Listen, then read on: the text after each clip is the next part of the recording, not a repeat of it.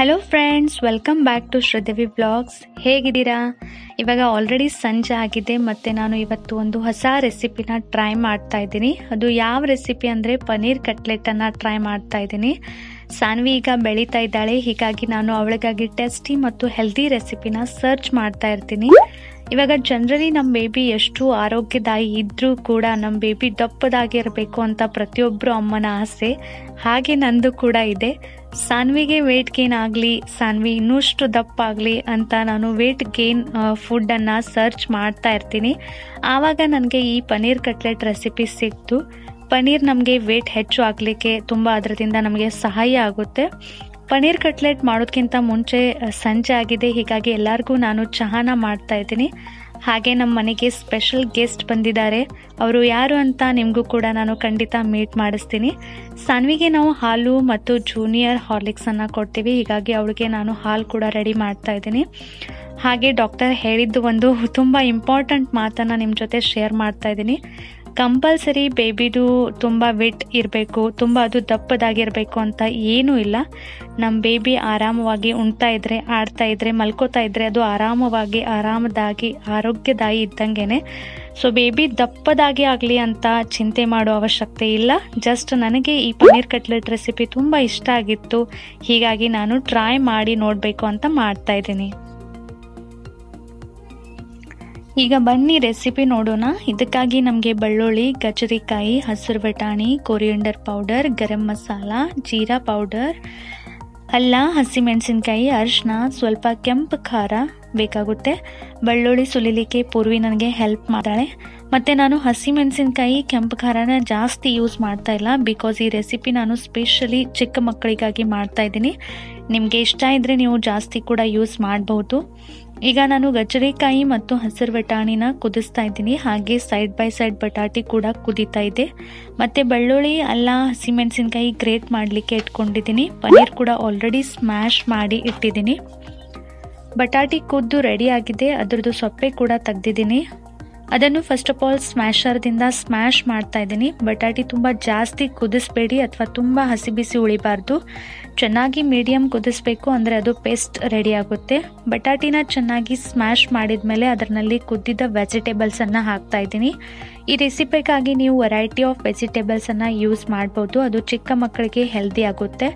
Vegetable ಹಾಕಿದ ಮೇಲೆ ಮತ್ತೆ ಸ್ಮ್ಯಾಶರ್ದಿಂದ ಸ್ಮ್ಯಾಶ್ ಮಾಡಬೇಕು. ವೆಜಿಟೇಬಲ್ ಕೂಡ ಚೆನ್ನಾಗಿ ಕುದಿರಬೇಕು. ಎಲ್ಲನೂ ಚೆನ್ನಾಗಿ ಸ್ಮ್ಯಾಶ್ ಮಾಡಿದ ಮೇಲೆ ಅದನ್ನು ಮಿಕ್ಸ್ ಮಾಡ್ತಾ ಇದ್ದೀನಿ. ಅದರಲ್ಲಿ ಸ್ವಲ್ಪ ಜೀರಾ ಪೌಡರ್, ಸ್ವಲ್ಪ ಕೊರಿಯಂಡರ್ ಪೌಡರ್, ಸ್ವಲ್ಪ ಗರಂ ಮಸಾಲ, ಸ್ವಲ್ಪ ಕೆಂಪು ಖಾರ, ಅರಿಶಿನ ಮತ್ತು ಗ್ರೇಟ್ ಮಾಡಿದ್ದ ಅಲ್ಲ, ಬೆಳ್ಳುಳ್ಳಿ, ಹಸಿಮೆಣಸಿನ್ಕಾಯಿ ಪೇಸ್ಟ್ ಹಾಕಿ ಅದನ್ನು ಚೆನ್ನಾಗಿ ಮಿಕ್ಸ್ ಮಾಡ್ತಾ ಇದ್ದೀನಿ. ಆಮೇಲೆ ಲಾಸ್ಟ್ ಅದರಲ್ಲಿ ಗ್ರೇಟ್ ಮಾಡಿ ಇಟ್ಟಿದ್ದ ಪನ್ನೀರ್ ಮತ್ತು ಉಪ್ಪು ಹಾಕಿ ಮಿಕ್ಸ್ ಮಾಡಿ ಫೈನಲ್ ಪೇಸ್ಟನ್ನು ರೆಡಿ ಮಾಡ್ತಾ ಇದ್ದೀನಿ. ಎಲ್ಲ ಚಿಕ್ಕ ಮಕ್ಕಳು ಏನಾದರೂ ಸ್ಪೆಷಲ್ ಐಟಮ್ ಮಾಡ್ತೀವಿ ಅಂತ ಹೇಳಿದರೆ ಆಗಲೇ ಎಕ್ಸೈಟೆಡ್ ಆಗಿಬಿಡ್ತಾರೆ. ಹಾಗೆ ನಮ್ಮ ಮನೆಯಲ್ಲಿ ಕೂಡ ಯಾವಾಗ ರೆಡಿ ಆಗುತ್ತೆ ಅಂತ ವೇಟ್ ಮಾಡ್ತಾಯಿದ್ರು. ಆ ಮಿಕ್ಸನ್ನು ಈ ರೀತಿ ಬಾಲ್ ಮಾಡಿಕೊಂಡು ಕಟ್ಲೆಟ್ ಮಾಡಬೇಕು.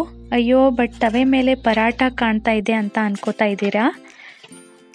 ಕಟ್ಲೆಟ್ ಟ್ರೈ ಮಾಡಿದ ಮೇಲೆ ಏನಾಯಿತು ಗೊತ್ತಿಲ್ಲ, ಅದು ತುಂಬಾ ಆಯ್ಲಿ ಮತ್ತು ಹತ್ತಲಿಕ್ಕೆ ಸ್ಟಾರ್ಟ್ ಆಯಿತು. ನನಗಂತೂ ಟೆನ್ಷನ್ ಆಗಿಬಿಡ್ತು, ಬಿಕಾಸ್ ಇಷ್ಟೊಂದು ಪೇಸ್ಟನ್ನು ಕಲಸಿದ ಮೇಲೆ ಇವಾಗ ಏನು ಮಾಡಬೇಕು ಅಂತ ಗೊತ್ತಾಗ್ತಾ ಇರಲಿಲ್ಲ. ಆವಾಗ ನೆನಪಾಯಿತು, ಗೋಧಿ ಹಿಟ್ಟನ್ನು ಚಪಾತಿಗಾಗಿ ಮಾರ್ನಿಂಗ್ ನಾದಿಟ್ಟಿದ್ದೆ, ಅದನ್ನು ಯೂಸ್ ಮಾಡಿ ಪರಾಟ ಮಾಡಿದ್ವಿ. ಅತ್ತೆ ಎಲ್ಲರಿಗೂ ಪರಾಟ ಹಾಕಿ ಕೊಟ್ಟಿದ್ರು. ಸೊ ಈ ಥರ ಆಗುತ್ತೆ ನೋಡಿ, ಏನೋ ಬೇರೆ ಮಾಡಬೇಕು ಅಂತ ಅಂದ್ಕೊಂಡ್ರೆ ಏನೋ ಬೇರೆನೇ ಆಗಿಬಿಡ್ತು. ನಿಮ್ಮ ಜೊತೆ ಕೂಡ ಹೀಗೆ ಆಗಿರಬಹುದು.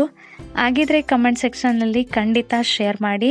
ನಮ್ಮ ಮನೆಯಲ್ಲಿ ಸ್ಪೆಷಲ್ ಗೆಸ್ಟ್ ಬಂದಿದ್ದಾರೆ ಅಂತ ಹೇಳ್ತಾ ಇದ್ದೆ, ಅದು ಯಾರು ಅಂತ ತೋರಿಸ್ತೀನಿ ಬನ್ನಿ. ಸಮ್ಮರ್ ವೆಕೇಷನ್ ಬಿಟ್ಟಿದೆ, ಹೀಗಾಗಿ ನಮ್ಮ ನಾದ್ನಿ ಮತ್ತು ಮಕ್ಕಳು ಬಂದಿದ್ದಾರೆ. ಇವರು ವೀಣಾಕ್ಕ, ಅರವಿ, ಪೂರ್ವಿ, ಅಥರ್ವ. ಪೂರ್ವಿಗೆ ಆಗಲೇ ಮೀಟ್ ಆಗಿದೆ. ಎಲ್ಲರೂ ಪನ್ನೀರ್ ಪರಾಠನ ಎಂಜಾಯ್ ಮಾಡ್ತಾ ಇದ್ದಾರೆ. ಬರುವ ವ್ಲಾಗ್ನಲ್ಲಿ ಅವರು ನಿಮಗೆ ಖಂಡಿತ ಮೀಟ್ ಆಗ್ತಾರೆ.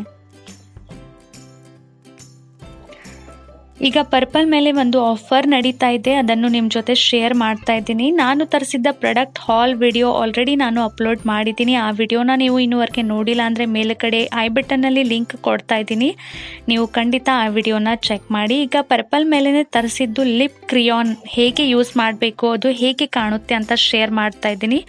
ಲಿಪ್ ಕ್ರಿಯಾನ್ ಹಚ್ಚೋದಕ್ಕಿಂತ ಮುಂಚೆ ಲಿಪ್ ಬಾಮನ್ನು ಹಚ್ಚಬೇಕು. ಅದರಿಂದ ನಮ್ಮ ಲಿಪ್ಸ್ ತುಂಬ ಸ್ಮೂತ್ ಆಗುತ್ತೆ ಮತ್ತು ಲಿಪ್ ಕ್ರಿಯಾನ್ ಹಚ್ಚಿದ ಮೇಲೆ ಅದು ತುಂಬ ಚೆನ್ನಾಗಿ ಕಾಣುತ್ತೆ. ಆಮೇಲೆ ಲಿಪ್ ಕ್ರಿಯಾನ್ ಹಚ್ಚಬೇಕು. ಲಿಪ್ ಕ್ರಿಯಾನ್ ಸೇಮ್ ಚಿಕ್ಕ ಮಕ್ಕಳ ಕ್ರಿಯಾನ್ ಇರುತ್ತೆ, ಅದೇ ರೀತಿ ಕಾಣುತ್ತೆ.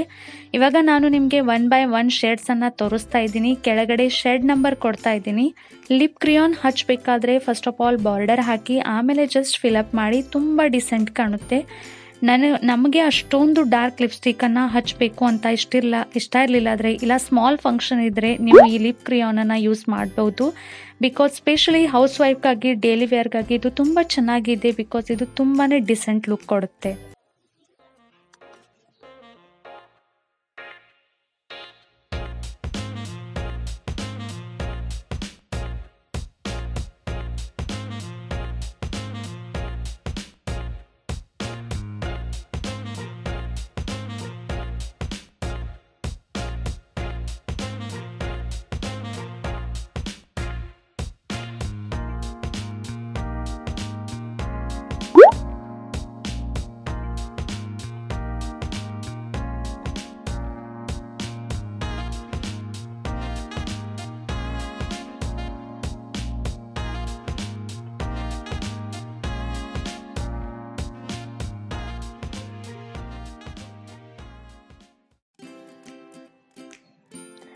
ಸೊ ನೋಡಿದ್ರಲ್ಲ ಎಷ್ಟು ಡಿಸೆಂಟ್ ಲುಕ್ ಅನಿಸುತ್ತೆ. ಇವಾಗ ಸ್ಕಿನ್ ಕೇರ್ ಮತ್ತು ಮೇಕಪ್ ಪ್ರಾಡಕ್ಟ್ಸ್ ಆಫರ್ ನಡೀತಾ ಇದೆ purple.com ಮೇಲೆ.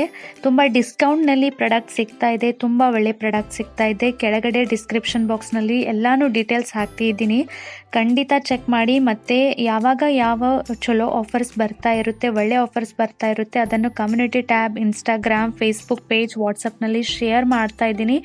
ಸೊ ಆ ಪ್ರಾಡಕ್ಟ್ಸನ್ನು ಕೂಡ ಚೆಕ್ ಮಾಡಿ, ನಿಮಗೆ ಒಳ್ಳೆ ಪ್ರಾಡಕ್ಟ್ಸ್ ತುಂಬ ಡಿಸ್ಕೌಂಟ್ನಲ್ಲಿ ಸಿಗ್ಬಹುದು.